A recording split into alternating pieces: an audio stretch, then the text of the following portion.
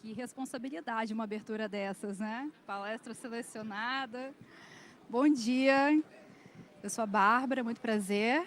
Seja bem-vinda, Bárbara. O palco é todo seu. Fala um pouquinho aí do que você vai trazer aí para nós. E Claro, já vamos começar aí, então. vamos lá. Vou trazer para vocês hoje uma quebra de paradigmas, né? Sei que aqui tem muitos profissionais da área de tecnologia, mas eu vou trazer uma perspectiva de negócios para vocês hoje, para complementar a perspectiva geral que o evento traz para a gente, né?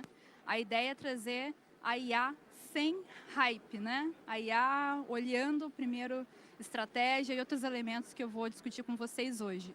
Sou fundadora da Move Inovação e Negócios, e espero contribuir aí ao final também com uma surpresa que eu trouxe para vocês, que inclusive a Ana, que está em algum cantinho aqui, vai distribuir para alguns de vocês, que eu trouxe uma edição limitada ao final, tá? Então, só para gerar uma expectativa para vocês não saírem daqui, não perder ninguém.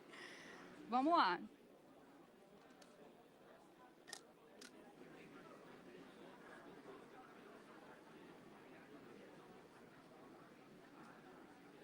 Opa! Beleza. Bom, quero trazer uma provocação inicial.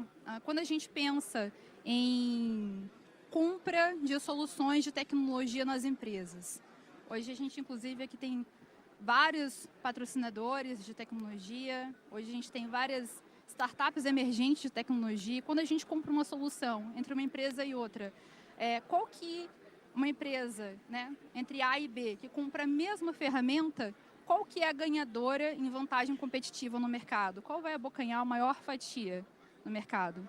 Essa é uma provocação inicial para a gente, já de início, concluir que a vantagem não está na ferramenta isolada. A vantagem está num conjunto de estratégias, de capacidades, de elementos que uma organização precisa ter para aí sim fazer o melhor aproveitamento das tecnologias emergentes, não somente a IA generativa. Então, falando do ciclo do hype, né? Que hype que é esse que a gente vive hoje, e não só hoje, né? Já faz alguns anos. Eu já trabalho já com startups desde 2013, faz aí uns 13 anos. E o que eu mais vejo nesses últimos anos é esse mesmo ciclo se repetindo, não importa a era, né, das novidades, das possibilidades que surgem. Então, surge uma nova tecnologia, uma nova possibilidade, todo mundo quer usar. Então, ano passado, né, o hype gigante do ChatGPT, esse ano, o hype gigante do cloud, todo mundo aí trabalhando em cloud code, cloud não sei o quê, e por aí vai. E aí começa-se, então, dezenas de pilotos, né, dezenas de projetos que surgem buscando surfar a maré da IA.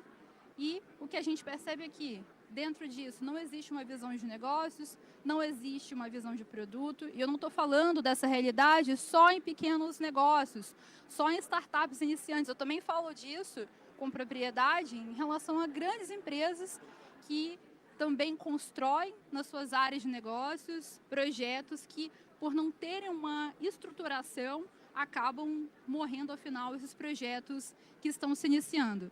Essa é a nossa grande preocupação aqui, né? Trazer novas tecnologias para o negócio, sem sombra de dúvidas, essencial, mas somente a nova tecnologia não vai ser o que salvará, o que ganhará a competitividade, o aumento do seu market share. E olhando para essa preocupação, eu vejo isso, como eu falei, né, nesses últimos 13 anos, nessas várias grandes empresas as quais eu já pude trabalhar, ou até mesmo nessas várias startups, como Payface, Plug, Acerto, conectando, inclusive, essas empresas de tecnologias emergentes com grandes empresas, como Boticário, Banco Carrefour, Alelo. E o que eu mais vejo aqui, os projetos que mais vencem são projetos que, desde o começo, se preparam na perspectiva de negócio que eu vou trazer agora para vocês. Falando ainda do ciclo do hype, para a gente concluir o assunto, o que a gente mais vê quando pensa nesse... O que a gente mais vê, o que a gente mais escuta quando a gente está envolvido nesse ciclo, né, de surfar as novas ondas do digital? Vamos achar alguma coisa para automatizar? Quem nunca ouviu, né? Assim como também quem nunca ouviu Se a gente juntar, né, o modelo de negócio X com Y, a gente entra no mercado Z e arrasa, ou então vamos entrar naquele mercado que está crescendo 10, 12, 15% ao ano. E essa busca por surfar ondas tem prazo de validade. O problema não é pegar uma fatia específica de um problema específico, produtizar e vender no mercado, até porque muitos negócios estão explodindo com isso. Mas a minha provocação é o quão perene esse negócio consegue ser ao longo do tempo, surfando de hype em hype. O jogo que eu quero provocar vocês é um jogo de longo prazo. Para existir o longo prazo, estratégias e capacidades são fundamentais. E alguns custos que são invisíveis, mas que também provocam, né, uma tremenda mudança dentro das organizações. O custo de um dinheiro investido em projetos que nunca geram valor. Eu já pude presenciar empresas investindo 50, 100 mil reais para um piloto que no final não gerou valor suficiente por vários motivos. A área de governança paralisou, o pentest não passou, os custos não foram bem dimensionados, os stakeholders não foram acionados. Então, pensando em grandes empresas, por exemplo, essa integração entre áreas é um assunto imprescindível, mas que a conta ainda não tem fechado em alguns projetos por falta de estrutura e viabilização dessa oportunidade, tá? Custo de lentidão da tomada de decisão, custo da dispersão de prioridades. Quando tudo é prioridade, nada é prioridade. Então, a gente passa em muitos negócios pelo dilema de vamos abarrotar o backlog, vamos abarrotar novos projetos, a área de inovação fica louca, aciona a tecnologia, vamos fazer acontecer num curto espaço de tempo. E qual que é a problemática disso? A problemática é que, quando tudo é prioridade, onde estão as iniciativas realmente estratégicas conectadas com o planejamento estratégico que precisam, nesse momento, cada área focar e se veicular? Né? A atenção, foco, energia, recursos. Então, o custo da frustração muitas vezes aparece, que é justamente por esse excesso de prioridades, onde nada é prioridade. Os profissionais acabam ficando desmotivados, perdidos, incomodados sobre como fazer acontecer, né? Considerando os vários, a gente brinca, né, no ambiente corporativo, os vários pastéis fritos, que na minha pastelaria de desenvolvimento precisa ser feito de imediato, né? O cuidado aqui com o pastel frito, tá, gente? Ele frita a gente de verdade. Bom, o custo da vantagem, então, competitiva se torna comprometida, porque a vantagem ela é construída a partir de alguns elementos. Então, para a gente fechar o raciocínio inicial e essa contextualização, né, o hype não faz só as empresas gastarem mais, ele faz as empresas dispersarem o que é mais importante, que é a atenção de vocês, a atenção executiva.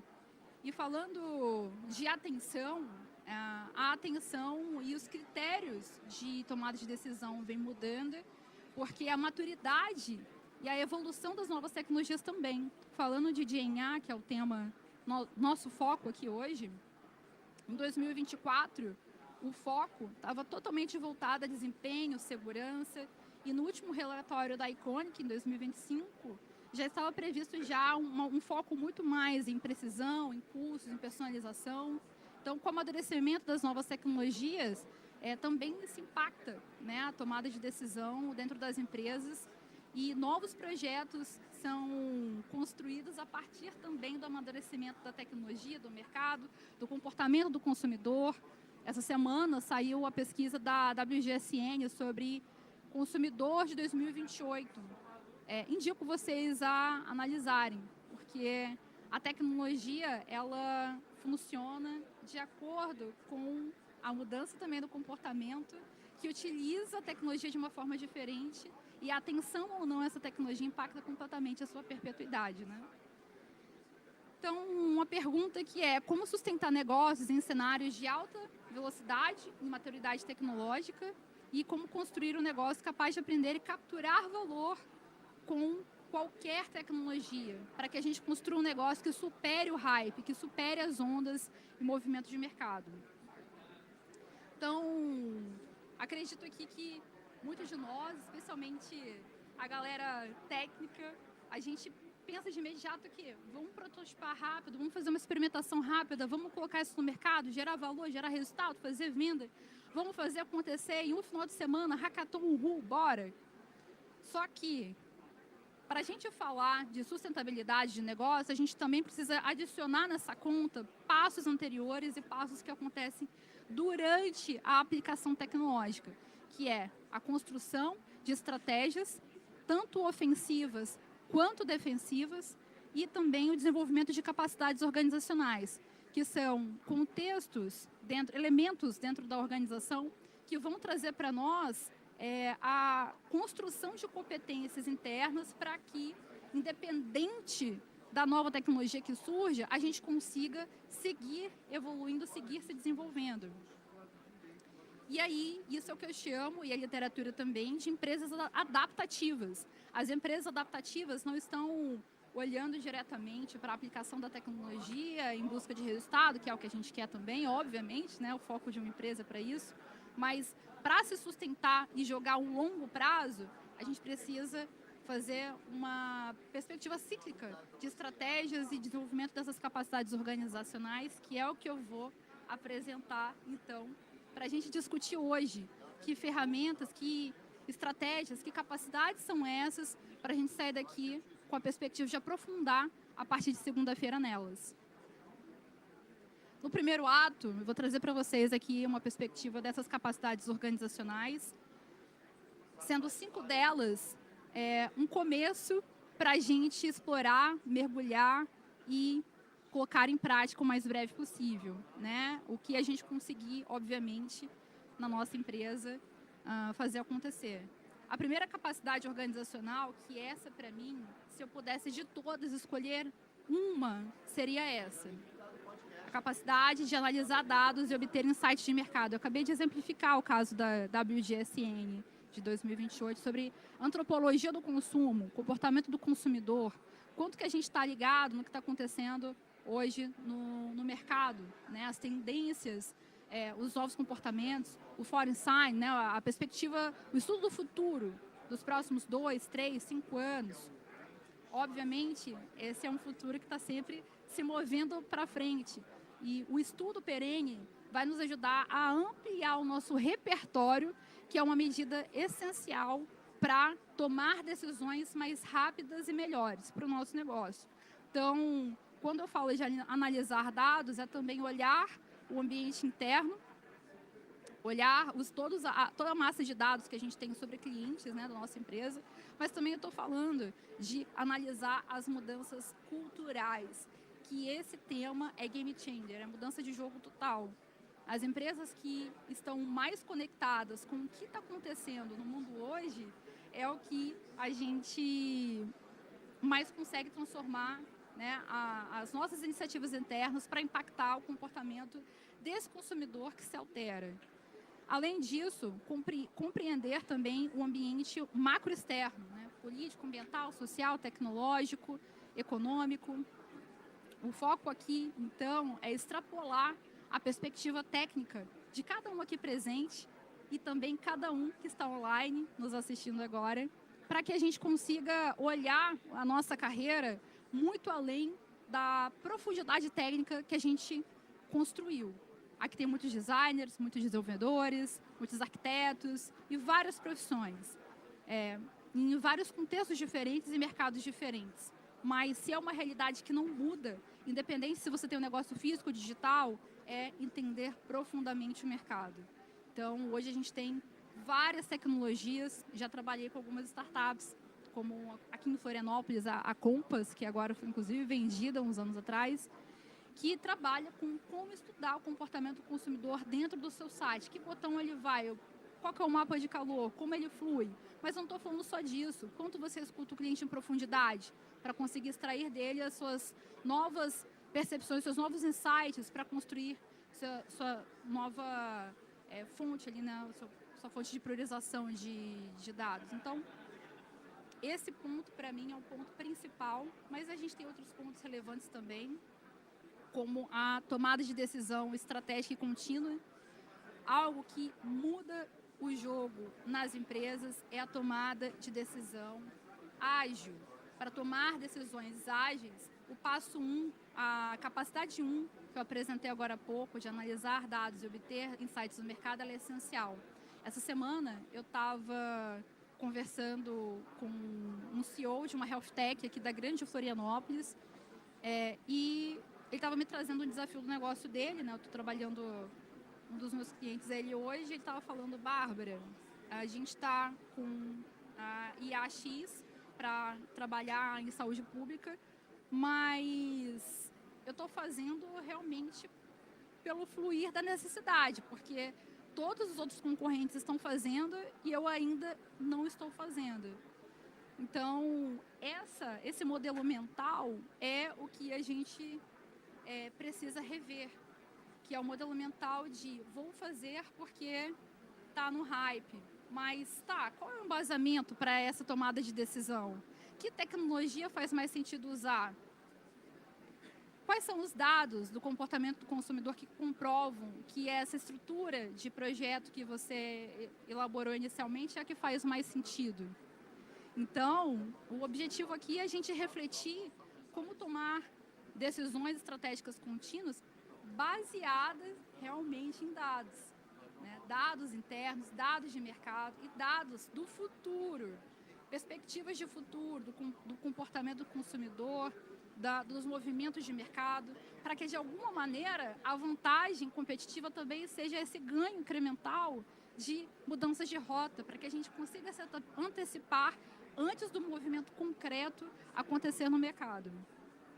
Executar mudanças e escalar resultados também é uma capacidade muito importante, porque experimentar rapidamente, a gente já fala já de Agile, temos trilhas aqui sobre isso, Startup Enxuta já é um conceito, um livro para lá de consagrado. A gente já fala de agilizar rapidamente a construção de produtos, mas sem tomadas de decisões rápidas e baseadas em análise de dados internos e insights de mercado, é pouco provável que o que você construa aqui tenha eficiência. Falando com outra pessoa essa semana também, um gerente de produtos, ele falou para mim: Bárbara, é o seguinte, uma área de negócio prototipou uma tela rápida. E é uma área de consultoria dentro de um setor específico, tá? Eles têm consultoria e plataforma tecnológica. E o assunto foi: Bárbara, uma pessoa dessa área elaborou uma prototipação rápida de tela e, ao invés de passar primeiro por mim para fazer uma análise crítica sobre a adição dessa tela na plataforma, passou diretamente para o CEO. E aí, passando diretamente para o CEO aprovou, e dessa aprovação eu tive então que fazer essa tela sem um estudo antecipado, sem uma estruturação antes, né, de como tornar isso mais viável. Então, eu fiz uma tela na medida do possível ali para atender a demanda, mas será que estava conectado realmente com uma primeira capacidade? Então, isso alerta a gente para esse ponto de atenção, que é a experimentação rápida, ela é vital. A gente não está discutindo esse assunto, a gente está discutindo e as coisas antes estão bem feitas e sustentadas para agilizar essa tomada de decisão? Cultura de aprendizagem, governança, né, de IA com confiança, são outras duas capacidades que muitas vezes são negligenciadas, especialmente por times pequenos. Quando a gente fala de cultura de aprendizagem, é ter o compartilhamento do conteúdo, né, do que está sendo produzido, das estratégias em camadas pela sua equipe. A gente fala de ter adaptabilidade às mudanças e trabalhar o pensamento mais flexível do que o rígido nas empresas. E a gente fala também de desenvolver coletivamente a capacidade crítica de pensamento e a capacidade analítica também, que muitas vezes acaba ficando subestimada pelo hype de construir as coisas, porque é o momento para fazer acontecer. Então,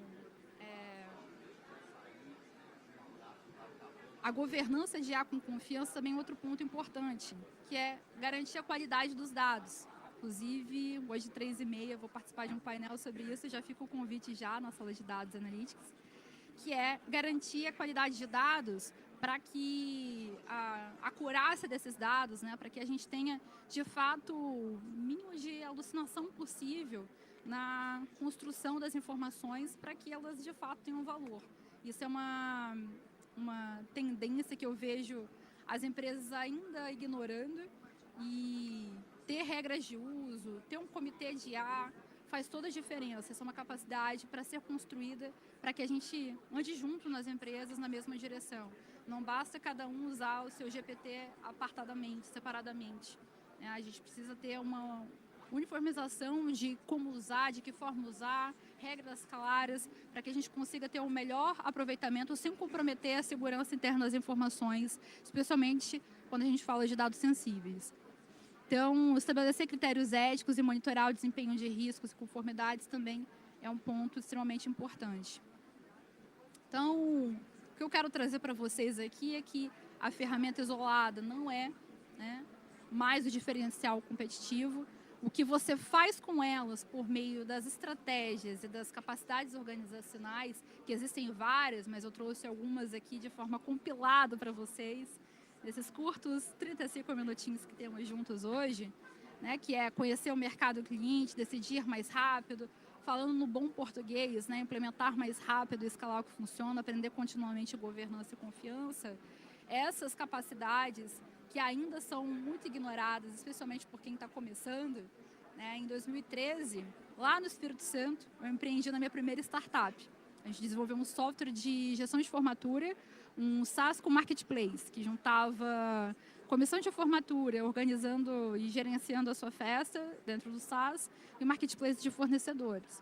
Na época eu era universitária, fazia administração na UFES e sabia muito bem na minha cabeça que qual eram os desafios reais dos universitários. Afinal de contas, eu estava vivendo a faculdade e eu estava vivendo o processo de construir a minha formatura junto com a minha turma.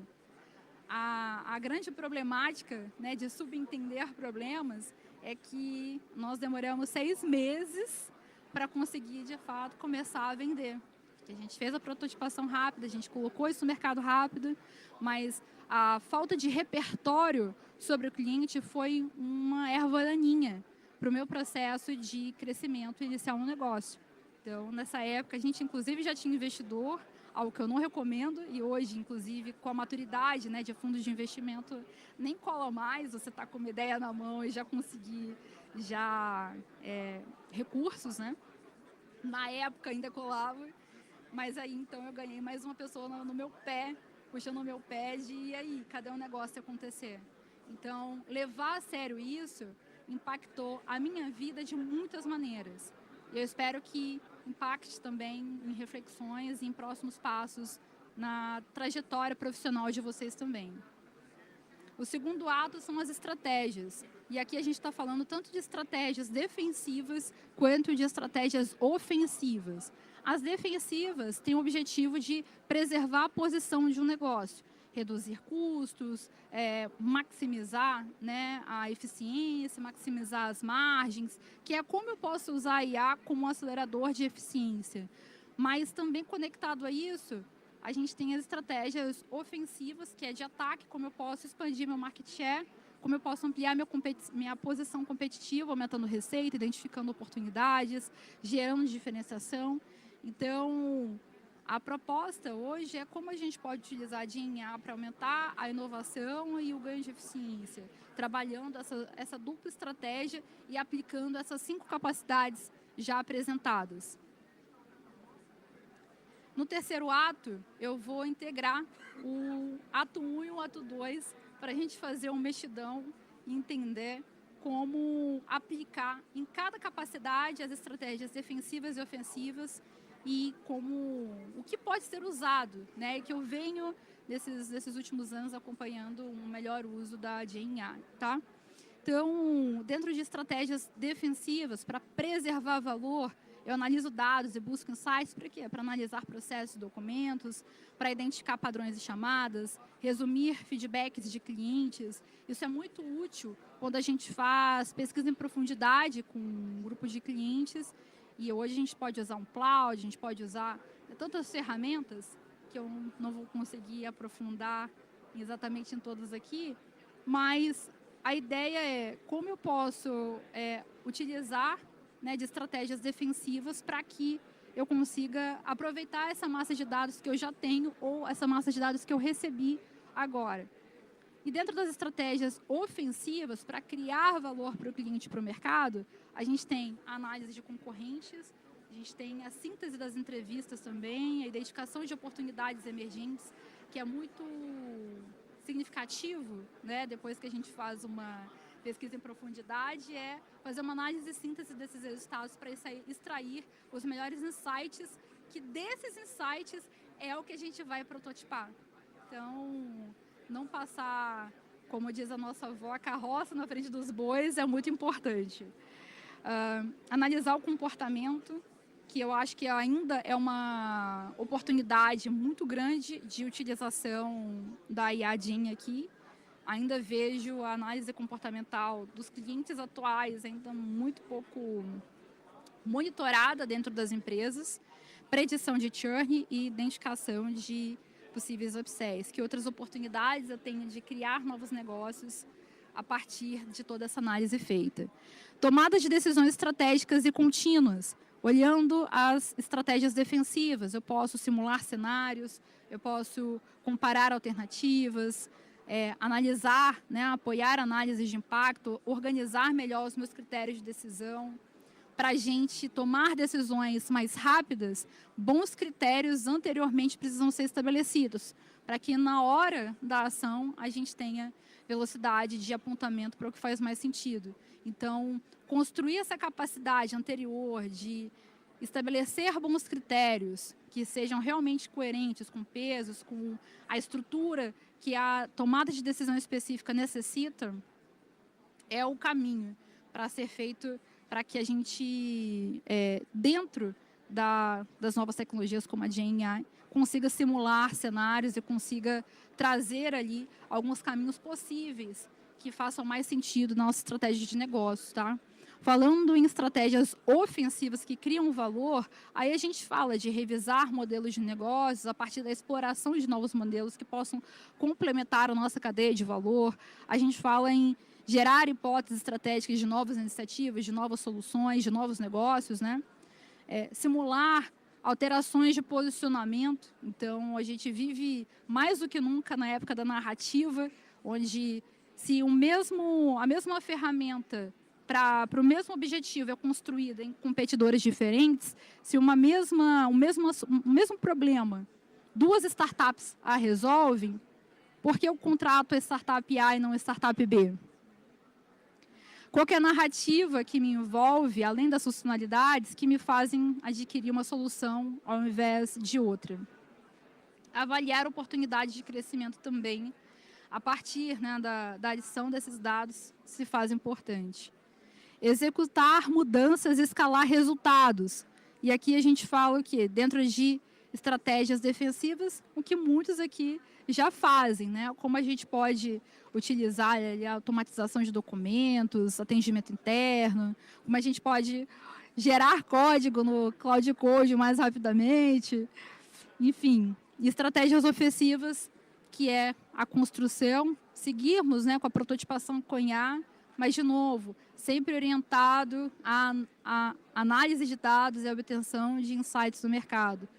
Geração de conteúdo, agentes para clientes, personalização em escala. O exemplo de personalização em escala é o que os bancos estão conseguindo fazer hoje, inclusive, né, com a personalização de que tipo de produto financeiro faz mais sentido para o meu perfil de cliente comprar. Eu acho isso genial.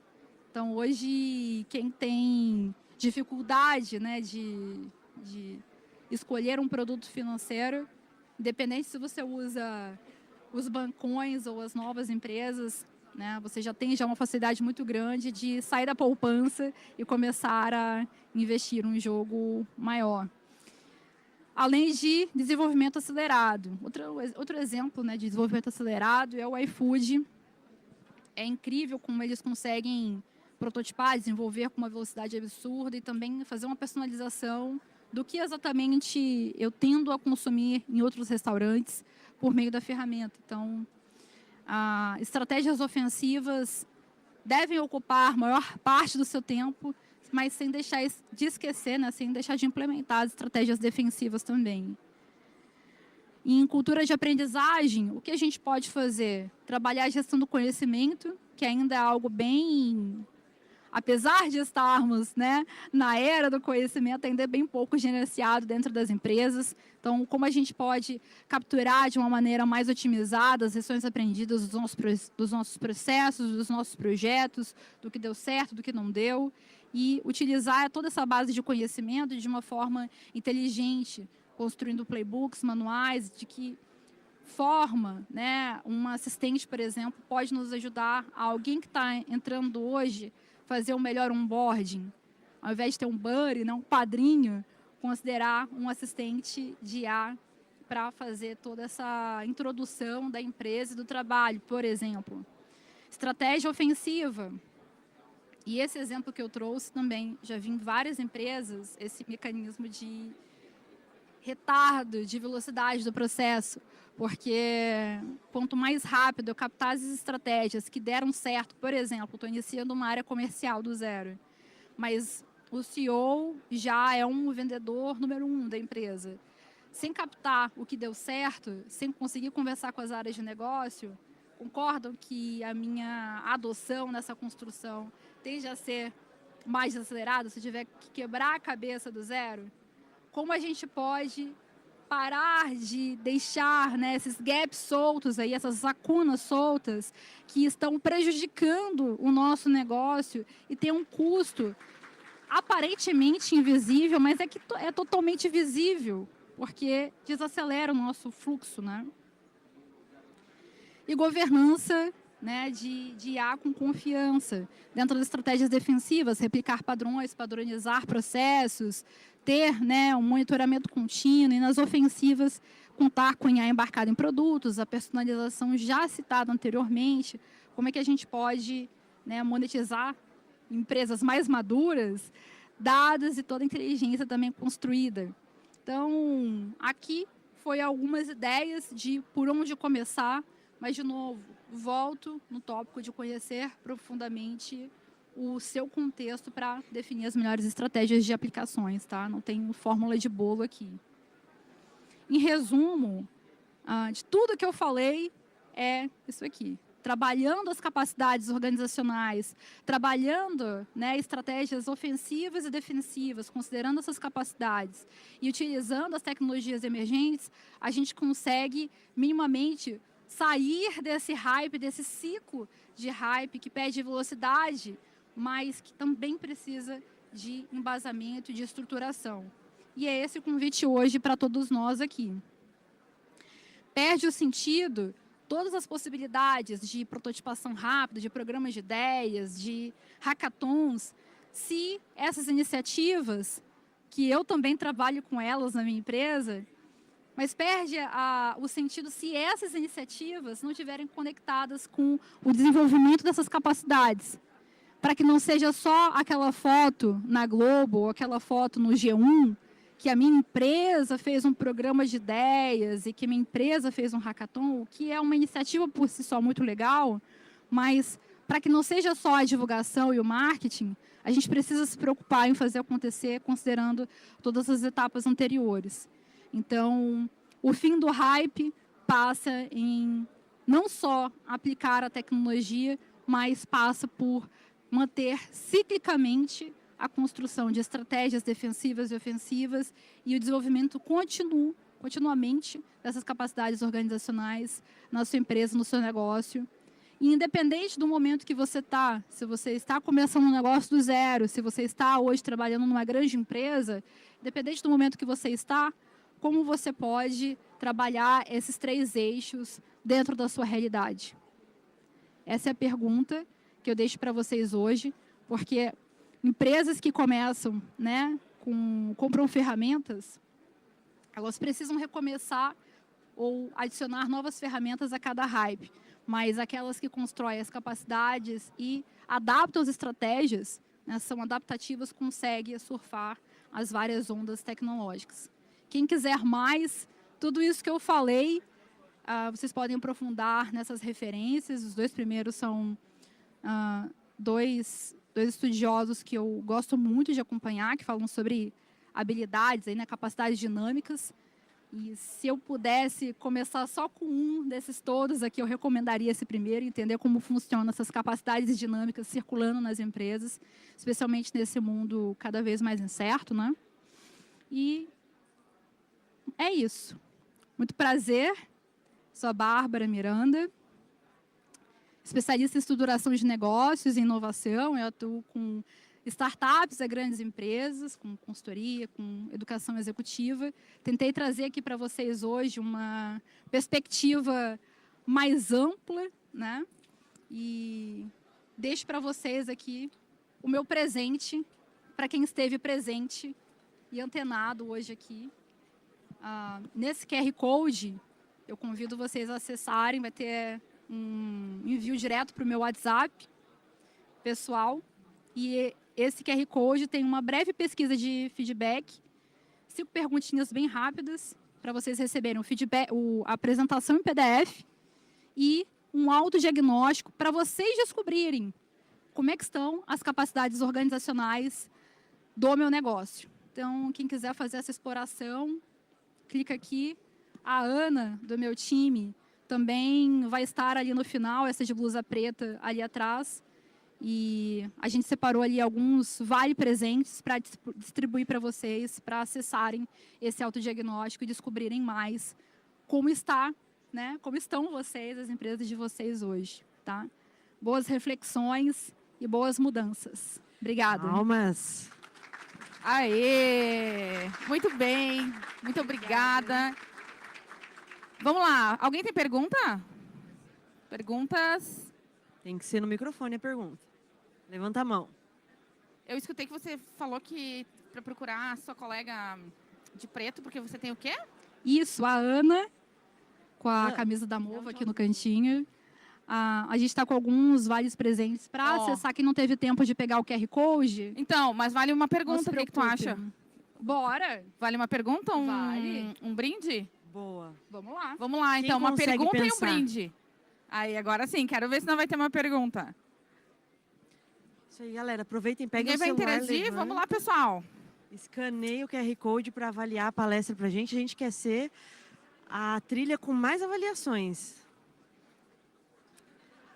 Boa, então. Temos uma pergunta. Ó, agora surgiu. O pessoal tá meio tímido hoje. Aquecendo. Primeira palestra da Aquecendo pra trilha. sexta-feira, Exatamente. Com certeza. Aí eu vou te dar o fonezinho só para você poder escutar ali o que ele vai te perguntar. Olá, bom dia. Primeiro, muito boa palestra. Eu gostei que realmente você passou por tudo. E a minha pergunta ela é exatamente sobre isso. A gente está, hoje em dia, nessa mudança, né, mudança não, mas o processo de meio que inovação a todo momento. E, na sua opinião, o que você pode dizer para, tipo, dentro do que a gente tem se a gente pudesse, primeiro, dar a primeira abordagem como tu comentou ali, o equilíbrio entre a defensiva e a ofensiva, mas qual que é o momento certo de você, de fato, botar a visão que você tem de fato, começar um desses dois? Tipo, as etapas principais de, tipo, pegar elas como referência para, de fato, atuar com uma das duas. Obrigada pela pergunta. Ambas devem coexistir, mas o nível de foco para se dar entre uma estratégia e outra vai depender do momento que você está no seu negócio, que nível de maturidade você está. Quem está começando um negócio do zero hoje, o mais interessante é começar pelas estratégias ofensivas, porque são estratégias de ataque, estratégias onde eu vou, de fato, criar valor para o mercado e colocar dinheiro no meu bolso. Se eu sou uma empresa que estou no estágio, né, já passei pelos graus de maturidade, vamos lá, 5 estágios de maturidade do negócio. Primeiro estágio, ideação. Tive uma ideia, vou entender como colocá-la no mercado. Validação, criei um protótipo e coloquei essa ideia no ar. Operação ou tração, que é quando eu estou já com os meus primeiros clientes, construindo realmente um negócio com entrada de fluxo. Crescimento e escala. Dentro dessas 5 etapas de maturidade, as empresas que estão maiores não devem se acomodar, mas devem ter estratégias defensivas para segurar os novos entrantes. O fato é que hoje não existe uma fórmula perfeita. Existem mercados altamente competitivos, né? Por exemplo, grandes empresas de telecom. Hoje, grandes empresas de telecom estão surfando no mar de competitividade de custos, por exemplo, onde trabalhar as estratégias defensivas é essencial. Um dos meus clientes, por exemplo, tem 17 mil funcionários.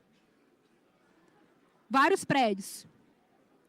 Como é que essa empresa hoje não vai trabalhar utilizando a IA com as estratégias defensivas? Como maximizar esse resultado, né? Sem perder eficiência. Acho que esse é o ponto. A gente tem que entender exatamente que nível de maturidade a gente está no nosso negócio.